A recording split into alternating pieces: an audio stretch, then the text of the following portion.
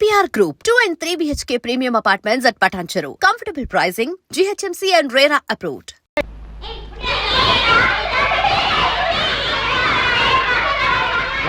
Silence!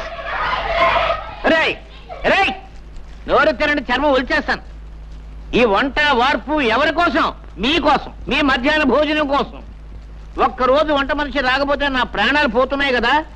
పాఠం చెప్పకపోయినా, వంట చేయకపోయినా ఆ వీడియో వచ్చి నా ప్రాణాలు తీసేస్తారు. అసలే తిక్క మనిషి. గొడవ చేయగానే పాఠం చెప్తున్నాను. రేయ్, ఇదిగో నేను చెప్పింది చెప్పండి. ఉప్పులేని కూర ఒప్పదు రుచులకు. కూరల్లో సరిపడని ఉప్పు లేకపోతే కూరలు రుచించవు. కాబట్టి ఉప్పు వేస్తున్నాను.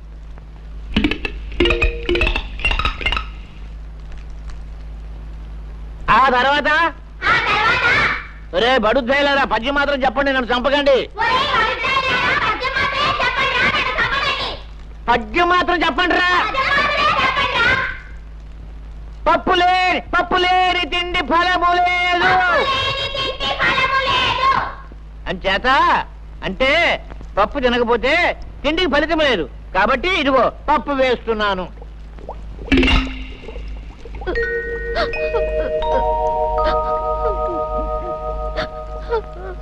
రే, చదువుకోవడానికి పాఠాలు అక్కర్లేదు కానీ భోజనానికి మాత్రం టెన్షన్గా వచ్చేస్తావు. 3 రోజుల నుంచి స్కూల్కు రాకుండా ఎక్కడ తిరుగుతున్నావు చెప్పు.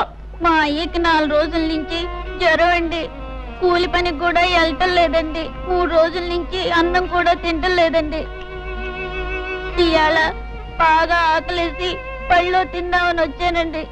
మీ నాన్న వేరే జ్వరమా? అయ్యో పాపం. రే నరసింహం, ఏమిట్రా? వేరే గారి ఇంటిలో పోతే 3 రోజుల నుంచి పస్తులు ఉంటున్నారట్రా. వాళ్ళ సంగతి చూసుకో. ఏమండి రాంబాబు గారు? ఏంటో గారు గిరని మర్యాద మొదలెట్టావు? మీరు సాక్ష్యాలు అవి చెప్పి జరిమానాలు వేయించేవాళ్ళు, మేం వేయించుకునేవాళ్ళం. కొంచెం మర్యాద చేసుకునేవాడి మిమ్మల్ని. ఏమన్నా నాకు తెలియక అడుగుతాను, న్యాయం అన్నది అందరికీ ఒకటే కదా? అవును. ఏం లేదు, మీకు 2 మరదలు ఉన్నారు. ఒక ఆవిడ పొద్దున్నే టిఫిన్ పట్టుకొస్తుంది, 2వ ఆవిడ మధ్యాహ్నం భోజనం పట్టుకొస్తుంది. మీరు టిఫిన్లు, భోజనాలు, గోరుముద్దలు, సరసాలు వగేరా వగేరా చేస్తుంటారు. మరి నేను సుబ్బమ్మ చేతిని పవిత్రంగా పట్టుకుంటేనే నాకు జరిమానా వేయించారే, మీరిద్దరు సుబ్బమ్మల చేతుల్ని గట్టిగా పట్టుకుంటున్నారు. మీకేం వేయించాలండి? ఏమేయించాలా? మళ్ళీ మా కుటుంబ విషయాల్లో జోక్యం చేసుకున్నావా నిన్ను పచ్చల బద్దలు చేస్తాను, జాగ్రత్త అనుకున్నావు.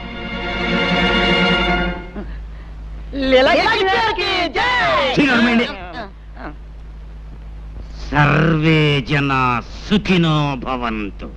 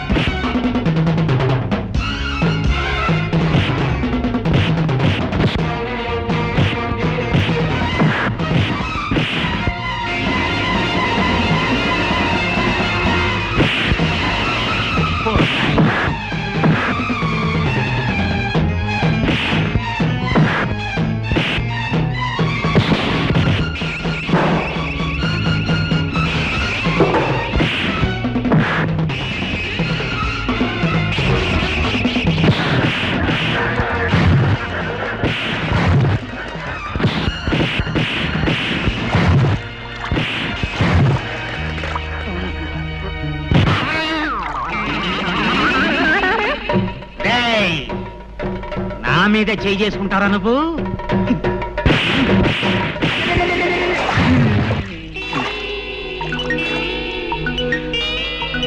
సర్వే జన సుఖినో భవంతు. దొక్క చేరేస్తానే అనుకున్నావు. ఎవరికి? రోజు ఉదయాన్నే వచ్చి ఈ పూలన్నీ కోసుకెళ్తావు. ఎవరి కోసం?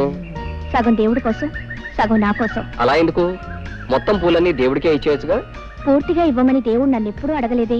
దేవుడు ఏది అడగడు, మనమే అర్థం చేసుకోవాలి.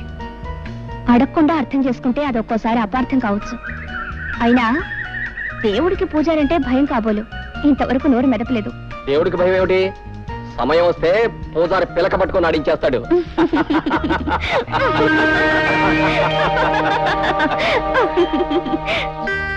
జానకే ఎక్కడ మరదల పిల్ల ఎక్కడ?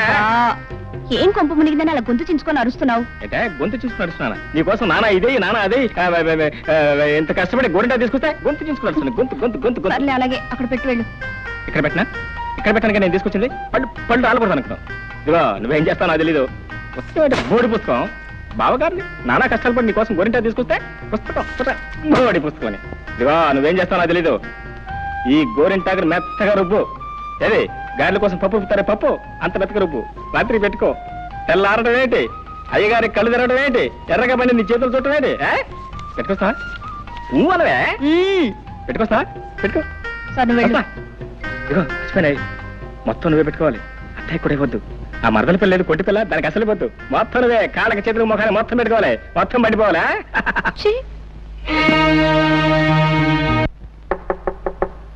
ఓయ్ ఎవరదే? నేనే బావా. ఓ నువ్వా మరదల పిల్ల? ఏంటి రాత్రి గోరింటా పెట్టావా? పెట్టాను బావా. బాగా పండిందా? బ్రహ్మాండంగా పండింది. అండకేం చేస్తే ఇచ్చింది ఎవరా? బావనే ప్రేమతో ఇచ్చాను. అవును మరి. ఇదిగో నేను కళ్ళు మూసుకొస్తున్నాను. తలుపు తీసి కళ్ళు తెరవంగానే ఎర్రగా పని నీ చేతులు కనపడాలి. రా బావా, రమ్మంటుంటే. వస్తున్నా కాసుకో. ఇదిగో మరదల పిల్ల తలుపులు తీస్తున్నాను. ముందు నీ చేతులు మాత్రం లోపల పెట్టు. ఆహా ఆహా బా ఎంత బాగున్నాయి నీ చేతులు, ఎంత బాగా పని. నువ్వంటే? అవును నేనే. మరి మీ అక్కయ్య ఇంటి దగ్గర శుభ్రంగా నిద్రపోతుంది. మరి నేను ఇచ్చిన గోరింటాకు మీ అక్కయ్య పెట్టుకోలేదా? అంతా నువ్వే పెట్టుకున్నావా? గురుగారు నాకు చిన్న అనుమానం. అవకాశం ఇచ్చాను, అడుక్కో. ఏం లేదు, తమరి ఈ మధ్య లీలలు ఏం చేయటం లేదు. కారణం ఏమిటి? జరిమానాలు కట్టలేక? చాచే అదేం కాదురా. ఆ రోజుల్లో మా గురువుగారు శ్రీకృష్ణుడు కూడా గంటకోలేలా అరగంటకోలేలా చేయలేదు. దానికి సమయం సందర్భం సెటప్ ఉంటేనే చేశాడు. ఉదాహరణకి చెరులో స్నానం చేస్తున్న గోపికల చీరలు ఎత్తుకెళ్లి పొన్న చెట్టు మీద కూర్చునే లీల మనం చెయ్యాలి అనుకో. దాని చెరువు ఉండాలి, స్నానం చేసే అమ్మాయిలు ఉండాలి, చెరువు కట్టిన చెట్టు ఉండాలి. అది మనం ఎక్కడానికి వీలుగా ఉండాలి. దొరికిందిరా కరెక్ట్ గా అదే సెటప్. ఇప్పుడు చేస్తాను లీల, కన్నుల పండుగ చూసుకో. దీనికి ఏదో పెద్ద అందగాడని మొగుడు వస్తాడని సంబరపడుతుంది. కాకపోతే నీకు వస్తాడేంటి బొరముక్కు నువ్వు? నీకు అర్థం ఊరుకోండి.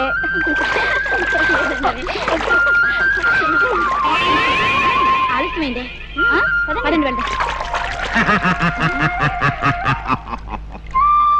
ఆడవాళ్ళు స్నానం చేస్తుంటే సిగ్గు లేకుండా కొమ్మెక్కి కూర్చున్నావా కొండముచ్చులాగా? కొండముచ్చును కాదే, లీలాకృష్ణుణ్ణి. ఇవిగో మీ చీరలు. ఇప్పుడు మీరు మీ రెండు చేతులు పైకెత్తి నమస్కారం పెట్టి, హే లీలాకృష్ణ మా చీరలు మాకిమ్ము, మా చీరలు మాకిమ్ము అంటేనే కానివ్వను. ముందు మీరంతా పైకి లేవండి తొందరగా.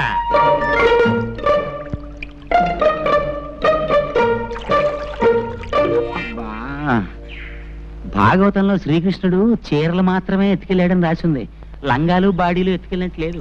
పొరపాటు చేశాను. ఏంటి నమస్కారం పెట్టమంటే అంతా చెట్టు చుట్టూ చేరుతున్నారు? అలా కోపంగా చూస్తారేంటి? ఏంటా చేతిలో రాయా?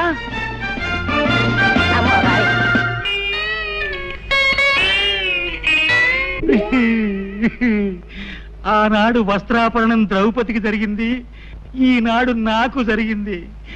సర్వే జన సుఖినో భవంతు.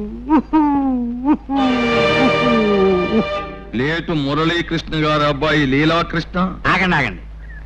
లీలాకృష్ణ అనబడే ఈ తుచ్చుడు నీచుడు చండాలుడు నిన్న సాయంత్రం చెరులో స్నానం చేస్తున్న కొంతమంది అమ్మాయిల చీరలు దాచేసి అల్లరి చేసినందున వీడికి 500 రూపాయలు జరిమానా విధించడమైనది. అంతే కదా? నువ్వేమంటావు రత్తయ్య బావా? ఇంకో 100 ఎత్తే బాగుంటదేమో అంటావు, అంతే కదా? నీ మాట ఎందుకు కాదనాలే. ఇదిగో 600. అవును, నా ఆస్తి అంతా ఇలా జరిమానాల రూపంలో తినేయటానికేనా మీరు ఈ పంచాయతీలు కట్టుబాట్లు పెట్టింది?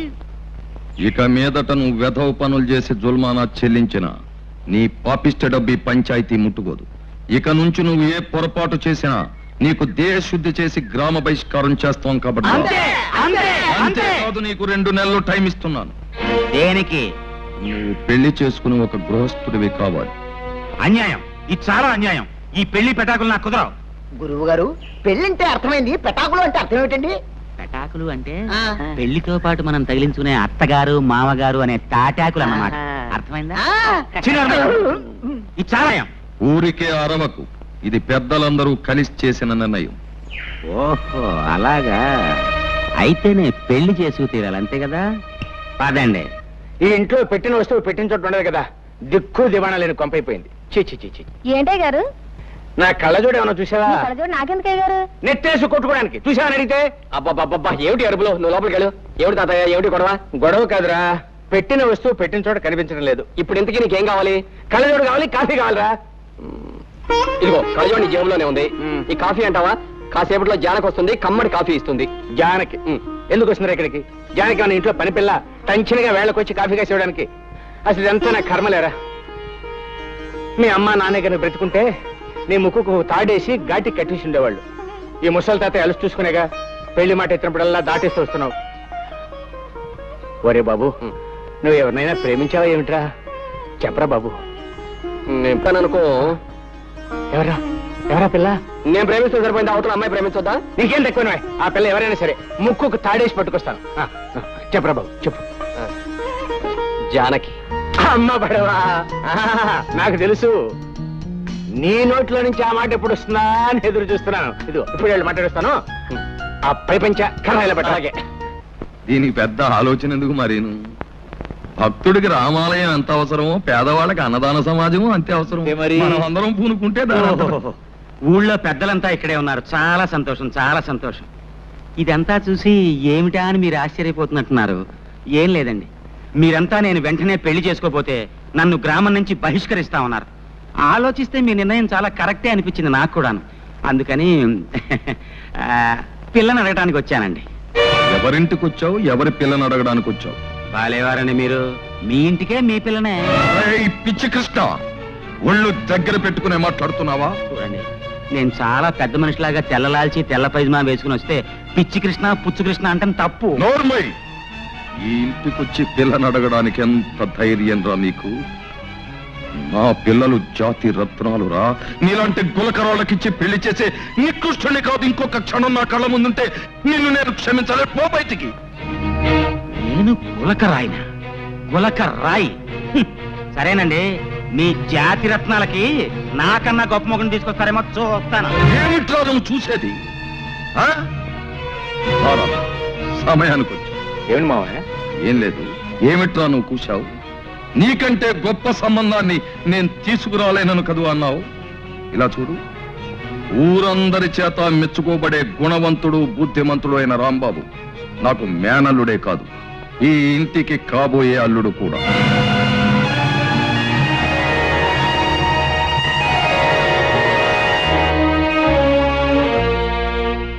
నా పెళ్లి గురించి నన్ను అడగకుండా మీ ఇష్టం వచ్చినట్టు మీరు నిర్ణయించుకోవడమేనా?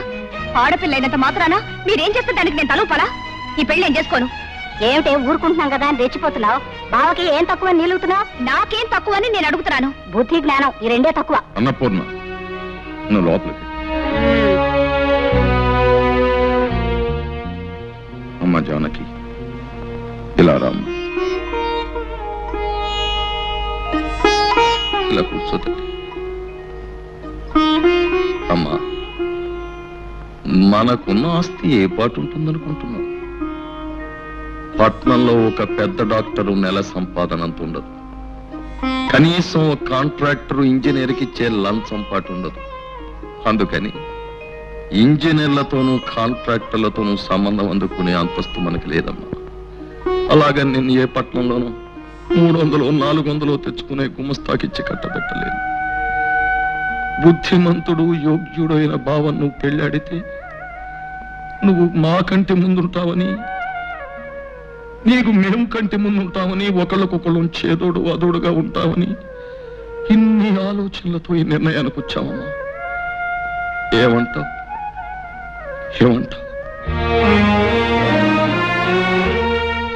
అసలు ఏ ఉద్దేశంతో దాన్ని చేసుకోవడానికి ఒప్పుకున్నావు? అసలు ఏ ఉద్దేశంతో దాన్ని చేసుకోవడానికి ఒప్పుకోకూడదు అంటే అక్క ఏంటి నీకు ఇష్టమేనా? నీకు తిండంటే ఎంత ఇష్టం, నాకు అదంటే అంత ఇష్టం. అంతే కదే. 2 రోజులు మామని అనడంగానే ఆలస్యమైనట్టయితే నేనే తిరగా మామ దగ్గరికి వెళ్ళి మామ నీ కూతురు నాకు ఇస్తున్నావా లేదా, లేకపోతే ఊర్లోంచి ఎత్తుకుపోయి పెళ్లి చేసుకోమంటావా అని అడుగుండేమని. సర్లే గొప్ప, నేను వెళ్తున్నాను. వెళ్ళు, నేను రమణన్నా. ఓయ్, దానికి వంట వార్పు ఏమీ రాదు తెలుసా? దానికి కూడా నువ్వే వంట చేసి పెట్టాలి. వంట చేసి పెట్టడం నాకు కష్టమేంటే, చిన్నప్పటి నుంచి వంట చేయడం నాకు అలవాటే కదా, చేసి పెడతా. అలాగే అందరూ నిన్ను వంట చేసే మొగుడు నవ్వుతారు తెలుసా? వంట చేసే మొగుడనే కదా, వంట భీముడు నవ్వినా కూడా నాకేం బాధలేదు, వాళ్ళ పళ్ళే బయటపడతాయి. అలాగే చేసుకో. ఇదిగో దానికి పాలు తీయడం, పిడకలేయడం ఇవి కూడా రావు, అవి కూడా నువ్వే నేర్చుకోవాలి. నేర్చుకునేదేంటే, నేను పాలు తీయగలను, పిడకలు వేయగలను. నాకే కోరి కష్టాలు తెచ్చుకుంటానంటే ఎవరేం చేస్తారు? నీ కర్మ. కర్మ కాబట్టి పెళ్లి చేసుకున్నా. ఇదిగో దానికి తల దూకోవడం, జడేసుకోవడం ఇవి కూడా రావు, అవి కూడా నువ్వే నేర్చుకోవాలి. ఏంటి నువ్వు చెప్పేది? నా పెళ్ళ నా ఇష్టం. తల దూతా, జడేస్తా, పూలు పెడతా, అవసరమైతే నీళ్లు కూడా పోస్తా. రామ రామ రామ. ఇదిగో దాన్ని నువ్వు పెళ్లి చేసుకున్నావంటే సుఖంగా కాపురం చేయలేవు, అందుకని వేరే పిల్లని చేసుకో బావా.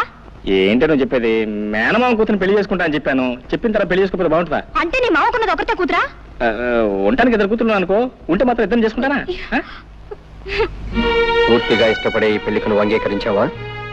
చూడు, 4 రోజుల్లో పెళ్లి కాబోయే ఏ ఆడపిల్లని ఈ ప్రశ్న అడగకూడదు.